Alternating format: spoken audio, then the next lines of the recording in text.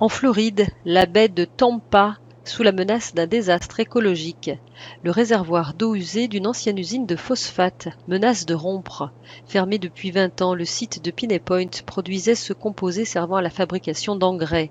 Depuis quelques jours, le revêtement plastique du réservoir commence à fuir. Il contient plus d'1 million de mètres cubes d'eau.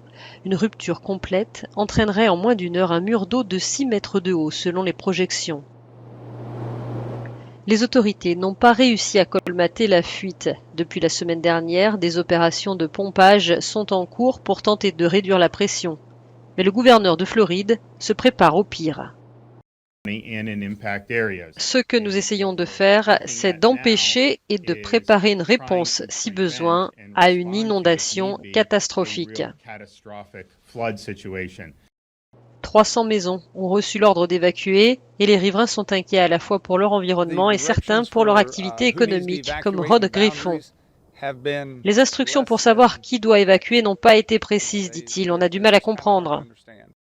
Depuis que j'ai pris ma retraite du service des incendies, dit-il, je suis devenu pêcheur professionnel et je ramasse des crabes.